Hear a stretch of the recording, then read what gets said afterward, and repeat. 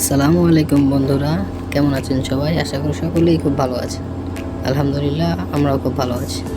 তো আজকে যেটা আপনাদের সামনে উপস্থাপন করতে যাচ্ছি, যে বিষয়টি সেটা হচ্ছে আমরা মালয়েশিয়াতে আসার পর 20 দিন আমরা এজেন্টের আন্ডারে ছিলাম। তো আমাদের সেখানে আমরা খুবই কষ্টে ছিলাম, আমাদের দিন খুবই মর্মান্তিকভাবে যাচ্ছিল।